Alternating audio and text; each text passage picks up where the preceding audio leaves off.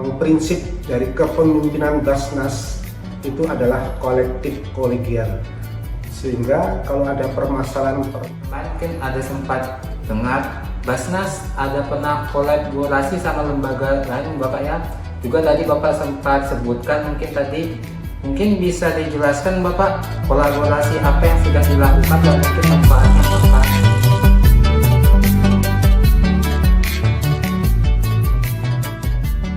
Bismillahirrahmanirrahim. Assalamualaikum warahmatullahi wabarakatuh. Selamat pagi, selamat siang, selamat sore, dan selamat malam dimanapun Sobat Basnas berada. Kali ini kami kembali lagi dalam acara Kisah Basnas, Kisah Oda Zakatnya Urang Pukar, yang mana kami membahas informasi seputar kegiatan Basnas di Kabupaten Kutai Kartanegara. Nah, khusus episode kali ini kita akan berbicara santai dengan salah satu pimpinan yang berada di Basnas. Mungkin tanpa adanya beliau, Basnas tidak akan bisa beroperasi dengan baik seperti hari ini. Langsung saja kita sambut beliau, yaitu Bapak Sarjono selaku Wakil Ketua 4 yang menaungi bidang SDM, Administrasi dan Umum. Assalamualaikum Bapak. Waalaikumsalam warahmatullahi. Mungkin bisa perkenalan diri dulu Bapak kepada para sobat Basnas di rumah. Ya. Nama saya Sarjono, SPD MMP. Saya di Basnas ini selaku Wakil Ketua Bidang 4 yang menaungi administrasi, SDM, umum, sarana dan prasarana. Oke, terima kasih Bapak atas perkenalannya. Mungkin tanpa basa-basi lagi, kami langsung mulai ke pertanyaan yang pertama Bapak ya. Mungkin untuk yang pertama Bapak bisa dijelaskan dulu apa sih tugas dan wewenang dari bidang 4 itu sendiri? Ya, baiklah.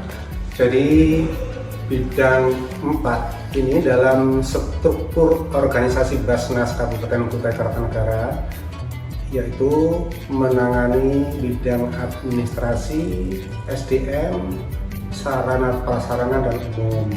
Jadi ini berupaya mengelola tata kelola Basnas di kantor Kabupaten Kutai Kartanegara ini dalam manajerial administrasi, di mana tata kelolanya harus sesuai dengan naskah Basnas. Kemudian sumber daya manusia ini harus betul-betul pilihan, karena di Basnas ini menuntut program akselerasi yang tinggi dalam bidang keuangan sebagaimana di perbankan. Nah, kemudian masalah administrasi SDM, juga masalah sarana prasarana. Sarana prasarana itu betul-betul harus aksesibilitas untuk menunjang tata laksana dari pelaksanaan semua program-program kerja yang sudah dicanangkan oleh pimpinan Basnas Kabupaten Kutai Kartanegara. Nah, kemudian tujuannya apa?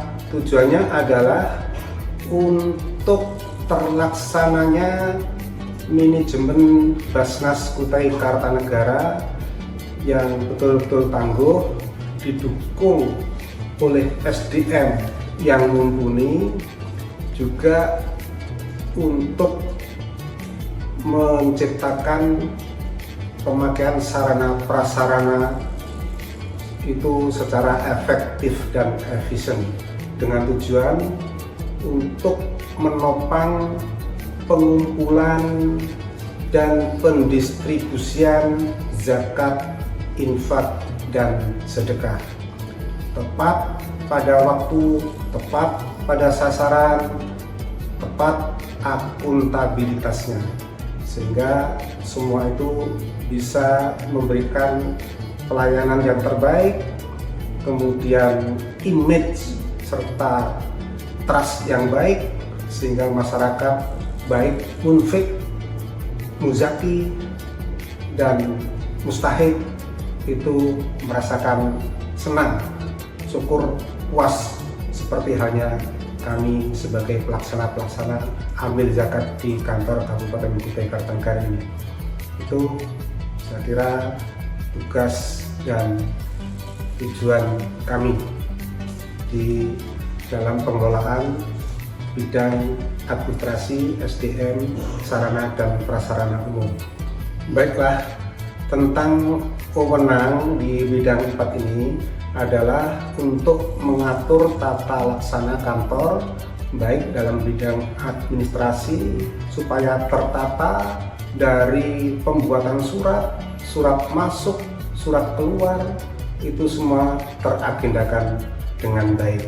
Kemudian masalah sumber daya manusia, ini kami berupaya memberikan aturan-aturan tata tertib yang betul-betul mudah dipahami dan bisa dilaksanakan bersama-sama, dari absensi keberangkatan masuk kerja, kemudian doa pagi bersama, briefing, kemudian pelaksanaan pekerjaan yang dibagi dengan tugas-tugas yang proporsional.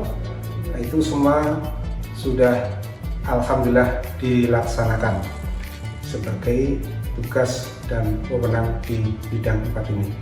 Juga yang penting lagi bahwa kami bidang 4 tentu tidak berdiri sendiri, ada bidang 1, 2, dan 3. Nah, kami berupaya mengadakan kolaborasi dengan bidang-bidang yang lain dalam upaya memperbaiki dan melaksanakan kerja yang semakin lama semakin canggih, harusnya seperti itu.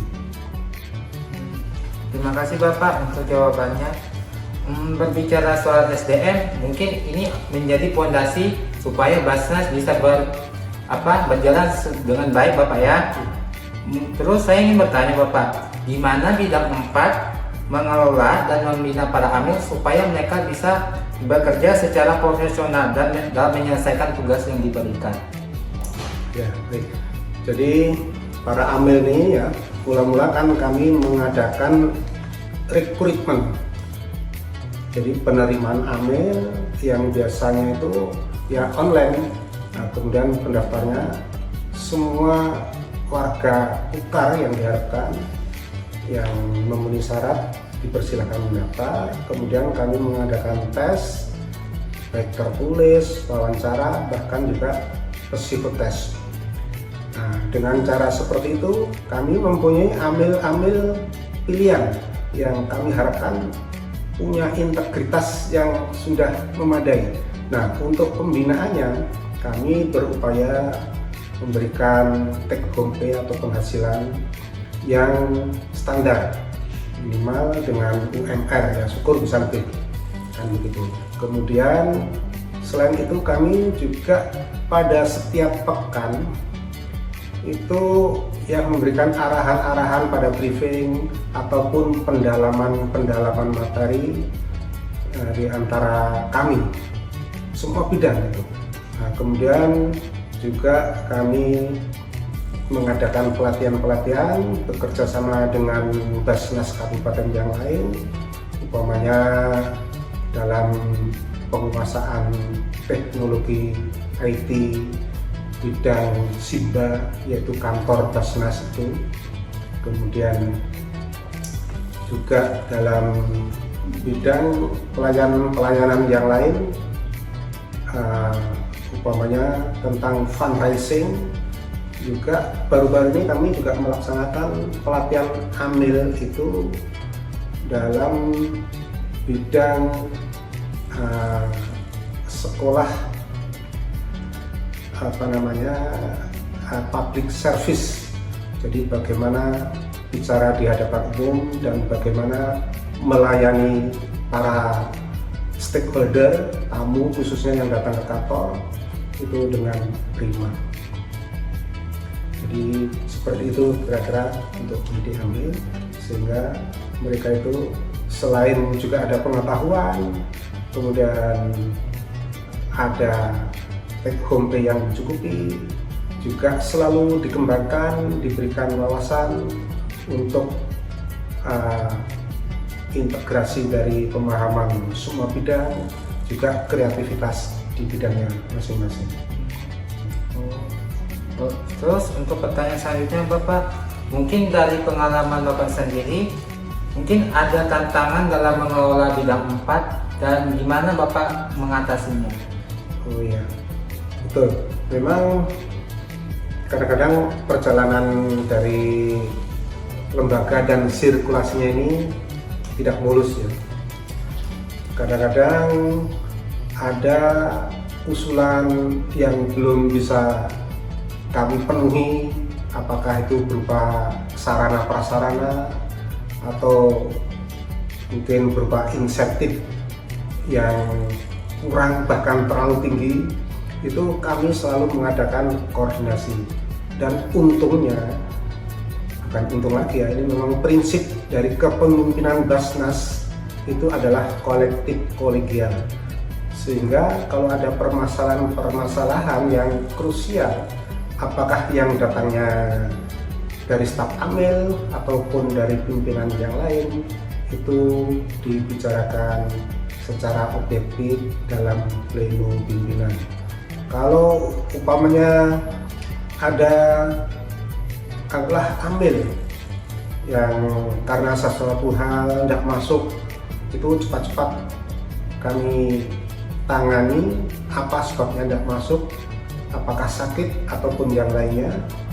Nah, kalau itu sakit mungkin ya dimaklumi dan disarankan untuk membuat surat keterangan dokter apabila sakitnya lebih dari 1 hari. Tapi kalau mungkin karena keperluan keluarga dan seterusnya, itu kami memang masih menuntut bahwa kita kerja penuh waktu ini harus diutamakan. Tapi kadang-kadang ada memang yang ya sengaja atau memang sulit untuk mengutarakan izin. Nah, ini kadang-kadang perlu kami panggil secara persuasif, komitmen dia di lain waktu, kira-kira bisa nggak diperbaiki. Kalau bisa, alhamdulillah, karena memang itu yang diharapkan seperti itu. Jadi cara-cara mengatasi kesulitan-kesulitan seperti itu secara internal, alhamdulillah selama ini bisa tertangani dengan baik. Bagaimana kalau itu ada tantangan-tantangan yang besar umpamanya dari luar? Ya, kami memang berupaya, berprinsip bahwa kami ini akan melaksanakan istilahnya dakwah di bidang zakat ini secara persuasif. Kami tidak maksa, tapi sangat mengharapkan mereka itu paham akan tugas-tugas kami dan mereka sadar bahwa zakat itu adalah suatu kewajiban yang harus ditunaikan seperti halnya sholat, dan itu apabila sudah jadi biasa, pasti dia akan menjadi umat muslim yang kafah. Tanpa itu mungkin sulit.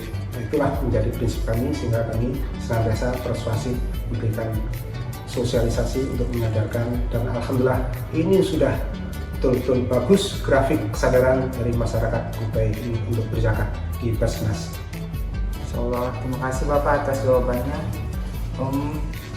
Saya juga mungkin pertanyaan selanjutnya Bapak. Saya juga kemarin mungkin ada sempat dengar Basnas ada pernah kolaborasi sama lembaga lain Bapak ya. Juga tadi Bapak sempat sebutkan, mungkin bisa dijelaskan Bapak kolaborasi apa yang sudah dilakukan dan mungkin manfaatnya apa? Ya, jadi prinsip dari kerja Basnas itu memang sedapat mungkin berkolaborasi dengan banyak pihak, terutama instansi terkait yang memang gerak perjuangannya itu mirip-mirip dengan zakat, umpamanya dinas sosial, umpamanya Kemenak, umpamanya Pemda, hampir semua OPD-nya itu, hampir semua dinas-dinas di Pemda itu kami berkolaborasi. Jadi itu apa aksi dalam kolaborasi itu? Ya, kami berusaha menghimpun zakat lewat UPZ mereka yang telah kami bentuk, kemudian menawarkan juga bahwa distribusi itu diharapkan mereka mengusulkan mustahik yang kira-kira berhak untuk mendapatkan pendistribusian zakat itu.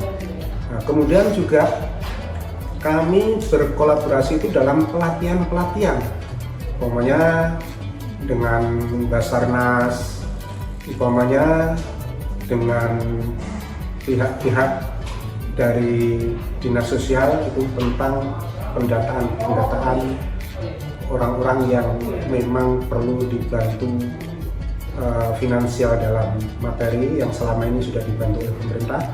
Itu kami juga menghandle data-datanya, karena sifatnya dari pemerintah itu kadang-kadang terhenti atau hanya makanan saja, sedangkan anak-anak mereka bagaimana. Nah, itu kami bisa memberikan akses bantuan untuk distribusi atau bantuan pendidikan anak-anaknya. Dan banyak lagi kolaborasi ini bentuknya itu sangat macam-macam. Umpamanya di suatu instansi mengadakan khitanan massal atau organisasi mengadakan khitanan massal, itu kami berupaya memberikan juga perhatian, mungkin berupa sedikit bingkisan supaya semangat para pelaksana dan peserta khitanan massal itu, dan kami dengan cara seperti itu bisa terjalin komunikasi yang baik dengan instansi dan organisasi yang mengadakan kolaborasi atau kerjasama dengan kami. Dan sampai saat ini itu terus kami kembangkan dan kami tingkatkan, yang ada kami jaga. Mungkin tanya sedikit Bapak, boleh ya? Biasanya itu Basnas yang mengajukan kolaborasi atau lembaga luar yang ngajakin kolaborasi? Jadi kolaborasi itu biasanya ada permohonan atau permintaan, atau kami mendeteksi dengan hari-hari besar keagamaan atau hari-hari besar PGRI, hari-hari besar nasional di mana dari PMI dan seterusnya, itu kami proaktif. Kadang-kadang mereka juga mengusulkan akan mengadakan kegiatan ini dan itu, Basnas bisa berperan apa. Nah, seandainya tidak pun seperti itu, kami yang tanyakan, dan akhirnya saling proaktif istilahnya, dan itu bisa terjalin komunikasi yang baik sehingga trust Basnas sekarang ini bisa dilihat oleh masyarakat ya, karena banyak kolaborasi sehingga ketok tular dari mereka yang pernah bersama-sama kerjasama dengan Basnas itu menyampaikan aktivitas yang nyata dari Basnas. Terima kasih Bapak atas jawabannya. Mungkin untuk yang terakhir Bapak, mungkin ada nggak sih harapan untuk bidang 4 yang Bapak pimpin saat ini? Oh, harapannya sangat besar sekali bahwa bidang 4 ini ya rasanya itu harus senantiasa menjadi tulang punggung pergerakan atau kegiatan Basnas Kutai Kartanegara dalam semua aspek manajerialnya, dari administrasi, kemudian dari SDM, kemudian juga dari istilahnya sarana prasarana yang senantiasa harus dijaga dan semakin memadai, sehingga apa? Sehingga betul-betul Basnas Kukar ini menjadi suatu hal yang bisa dilihat dan bisa menjadi contoh bagi Basnas-Basnas kabupaten kota yang lain. Itu obsesi kami. Terima kasih Bapak atas jawabannya. Mungkin teman-teman banyak pelajaran yang bisa kita ambil dari topik obrolan barusan, mungkin seperti bagaimana mengolah SDM, administrasi, dan bahkan berkolaborasi dengan pihak luar seperti tadi mungkin Simbas Bapak ya, Simbas, Basnas Berau, dan lain sebagainya. Oke, sebelumnya saya ucapkan terima kasih kepada Bapak Sarjono yang sudah meluangkan waktunya untuk hadir di acara kami pada sore hari ini. Dan juga jangan lupa terus untuk kalian para Sobat Basnas untuk pantengin channel YouTube kami untuk menyaksikan episode-episode selanjutnya. Dan untuk kalian yang kepo tentang kegiatan kami, jangan lupa juga pantauin sosial media kami seperti Facebook, TikTok, Instagram, dan YouTube. Saya selaku host hari ini, Ahmad, izin pamit undur diri. Mohon maaf jika terdapat salah kata dan pengucapan. Akhir kata, wassalamualaikum warahmatullahi wabarakatuh.